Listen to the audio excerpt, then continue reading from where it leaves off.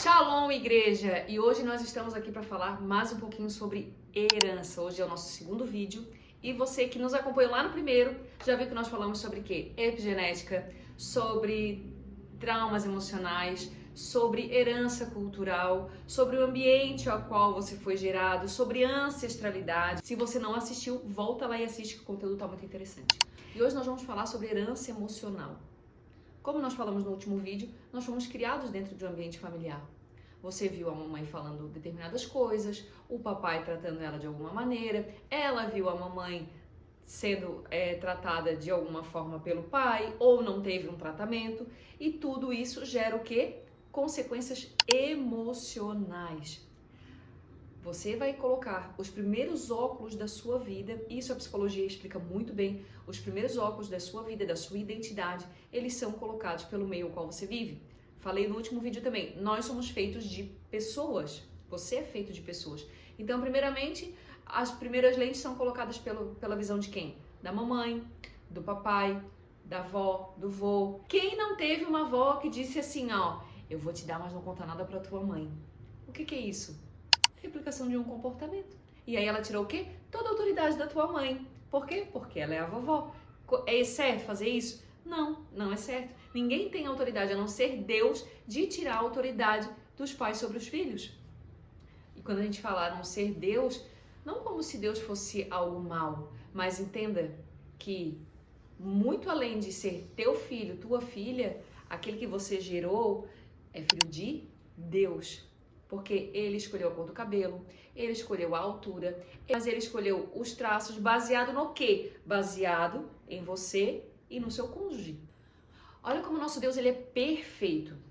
E se nós formos falar sobre criação, Deus ele criou do nada céus e terras. Mas quando ele foi criar o homem, ele não criou o homem do nada. Ele criou o homem a partir de uma matéria-prima. Qual foi essa matéria-prima? O pó da terra. Adão, o primeiro homem, foi criado a partir do pó da terra. Então, nós somos criados à imagem e semelhança de Deus, sim, porque Adão foi feito à imagem e semelhança, foi moldado, como diz a Torá, à imagem e semelhança de Deus. Mas a partir de Adão, todo e qualquer coisa, ser humano, planta, animal, foi criado a partir de uma matéria-prima, assim como eu e você. E quem é a sua matéria-prima? Papai e mamãe. Então, por isso, nós carregamos isso. E emocionalmente, principalmente. Tamires, mas por que tu insiste, bate tanto em emoção? Porque a Bíblia vai dizer que o que precisa de salvação é a alma do homem. A nossa alma precisa de salvação. E o que é a alma? A alma é onde nós guardamos, é onde nós retemos pensamentos, traumas, dores, alegrias, recompensas. O centro das nossas emoções está na alma. E é por isso que nós precisamos, a partir da palavra de Deus, trabalhar, receber a cura que só Jesus pode nos dar. Falar sobre alma, como eu já falei, é falar sobre o centro das emoções do ser humano. Os cientistas falam que o centro das nossas emoções, isso é tão forte, que quando uma pessoa ela recebe um impacto emocional, automaticamente esse impacto ele vai para a sua corrente sanguínea, e o teu rim sente, o teu fígado sente, o teu pulmão sente. Ou seja, muitas das doenças que uma pessoa carrega, elas são emocionais. Por quê? Porque os órgãos dela estão sentindo aquele impacto que ela sofreu. Isso é ciência, gente. Isso é ciência e isso é Bíblia. E isso é algo muito delicado. Quem que tá aí comigo, deixa no comentário, curte, compartilha, não sei o que tu vai fazer, mas quem foi criado num contexto ao qual a palavra maldição hereditária era tida como não tem jeito pra mim. Teu avô foi assim, teu pai foi assim, tu também vai ser assim, teus filhos vão ser assim e as tuas próximas gerações vão ser assim. E a Bíblia não fala isso. Se você vê o que o nosso Deus fala, da mesma forma ao qual o contexto que uma pessoa nasce e ela traz as dores, nós também temos, a partir de Deus, promessas de Deus, de bênçãos espirituais. Herança de bênçãos espirituais. Essa herança, ela não traz apenas um padrão físico para mim e para você. Ela traz também comportamento, fluxo de pensamento, padrão de repetição, tendências emocionais. O que são essas tendências emocionais? São potenciais e dores. Já viu uma mulher forte criar outra mulher forte? Pois é, a dor dessa mulher forte foi uma criança que teve que dar conta muito cedo. Mas ela gerou outra mulher forte. Por quê? Porque aquela filha, ela viu uma mãe forte.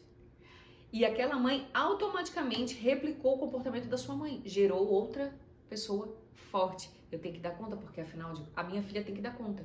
Porque afinal de contas eu tive que dar conta.